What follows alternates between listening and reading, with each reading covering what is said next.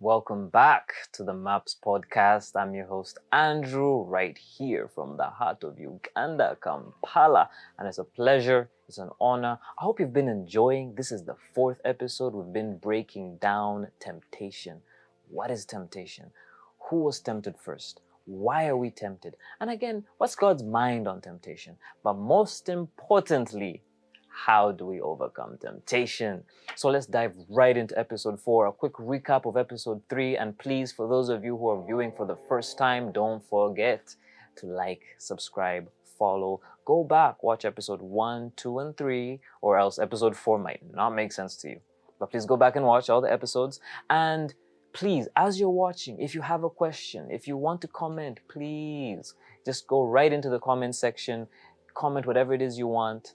Ask any question you want, and I will make sure to read your comments and I'll answer them. All right? So, episode 3, we looked at the serpent. And we kind of ended the discussion with myself actually insinuating that the serpent had a mind. The serpent was able to comprehend things. It had a consciousness. It had the ability to think and choose and decide. And that seems a little bit strange, but allow me explain in more detail right here in episode 4. So, could the serpent think? Is a very interesting question. And we're going to look at another biblical story in the book of Numbers, chapter 22. And the gentleman in the story, the character, his name is Balaam. He was a prophet.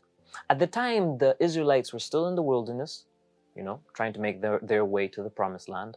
And a king was threatened by the size of the Israelites and the stories he had heard of the Israelites winning different battles with kings, different nations, different tribes. And the Israelites had actually been winning those battles. So he got threatened. And he goes to a wonderful prophet called Balaam. And he tells Balaam, I need you to curse these Israelites for me, because I know that whoever you curse is cursed and whoever you bless is blessed. Balaam was a very powerful prophet in his time.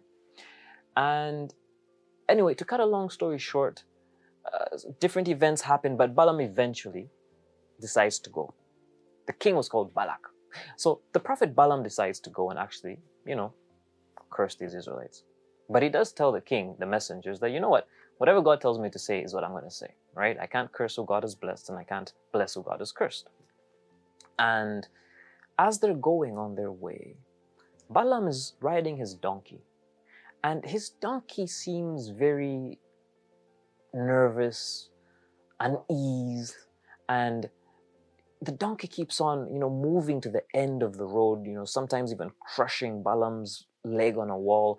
And Balaam is beating this donkey. Again, the book is Numbers, chapter 22. Just go and read. And Balaam is beating this donkey. And the Bible says God opened the mouth of the donkey. Now, it's important to understand the wording there. God opened the mouth of the donkey. And when God opened the mouth of the donkey said, right? The donkey said, why do you beat me so? Balaam's response was, because you're not listening to what I'm saying. I'm not quoting him verbatim, but please go and read the story. And I find it interesting, the response of the donkey. The donkey says, have I ever disobeyed you? Balaam says no. The donkey also asks Balaam, from the day you purchased me from my former master, you have been riding me your whole life. Have I ever treated you so? Balaam says no. And it's very interesting because initially the Bible says God opened the mouth of the donkey. It doesn't say God made the donkey. It doesn't say God put words in the donkey's mouth. It simply said God opened the mouth. Simply put, God gave the donkey the ability to communicate to Balaam in a language Balaam would understand. God did not plant thoughts or feelings in the donkey. The donkey was already feeling that way. God simply said, I am going to open your mouth, give you the ability to speak, to communicate what you're already feeling and thinking to Balaam in a language he will understand. Animals speak. You just don't know what they're saying. When you beat a dog and it whimpers, it's saying something. You just don't speak dog, right? So with that being understood, and notice what the donkey also says. It says, from the day you purchased me from my former master, you have ridden me your whole life. Have I ever treated you so? Meaning the donkey knew At what point in time she switched hands? In what point in time Balaam became her master? The donkey knew that I have never disobeyed you. So this was not something God put into the donkey's mouth there and then. The donkey knew these things for as long as she'd been with Balaam. Donkey even knew who her former master was, right? So God didn't cause the donkey to speak. God just gave the donkey the ability to speak in a language Balaam could understand. So what does that suggest? That the donkey could think, the donkey could feel. The only limitation the donkey had was the limitation of language. And we too, we human beings also have the limitation of language. If I go to someone who only speaks Chinese, we won't be able to communicate. That doesn't mean I'm not thinking and feeling something. We just can't communicate. The donkey couldn't communicate with Balaam, not because she didn't think or feel or have what to say. The donkey couldn't communicate with Balaam because she couldn't speak the language Balaam could understand. And neither could Balaam speak donkey. That's point number one. In the Gospels, we all know the story. When Jesus goes to the fig tree and he finds the fig tree empty, and the Bible says he looked upon the fig tree. He was hungry, and the fig tree didn't have any figs, and he was hungry. The Bible is very clear. It says he answered the fig tree. After looking at the fig tree and seeing that the fig tree didn't have any figs for him to eat, the Bible says, and Jesus answered. It doesn't say Jesus said to the fig tree. It says Jesus answered the fig tree. And to answer something or someone suggests that you have been asked a question. Now, I know that sounds like, what are you saying? But it actually does. You do not answer if not asked a question. You can say something to someone irrespective of whether they have asked or not, but you cannot answer in the lack of a question thereof, right? So, what did the fig tree tell Jesus? No one knows.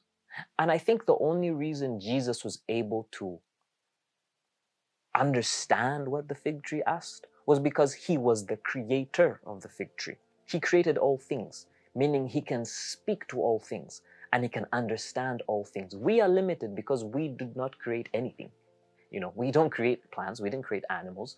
So we are limited in our communication with other created beings because we too are created.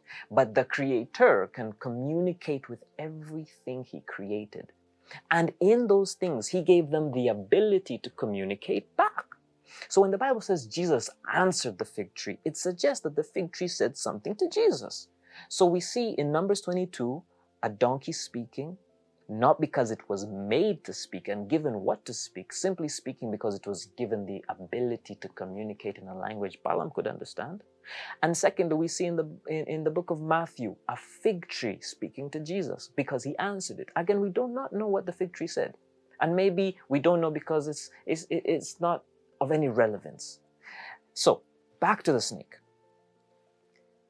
If the donkey had thoughts, if the donkey had a conscience, if the donkey could feel, the donkey could sense, the donkey could think, and given the ability by God, could communicate what it feels and thinks. If a fig tree could respond, could talk to Jesus, and Jesus answer back, why couldn't a snake?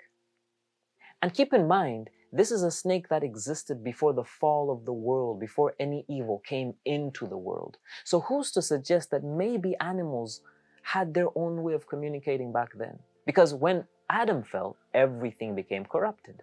And as I wind up, I just want to say this, on further emphasis of everything became corrupted when Adam fell.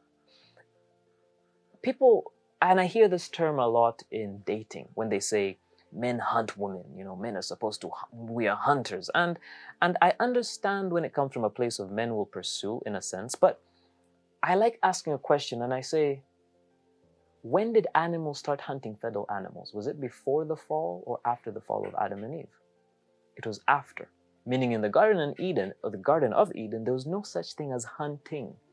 Hunting is a fallen nature. Adam never hunted for Eve. In fact, the Bible says Adam was put to sleep. God created Eve, and then he brought Eve to Adam. Adam never hunted for Eve. So in the way God views it is we are never meant to hunt for our partner. our partner is presented to us, right? Now back to the snake, because this is not a discussion on dating, but back to the snake is there are things that probably changed because of the fall, because of corruption and evil that came into the world. So things like hunting, things like animals being enemies to human beings. In the book of Genesis, we see the Bible says God brought all animals to Adam to see what he would name them, meaning Adam was friends to these animals. They communicated. He named them. They understood each other.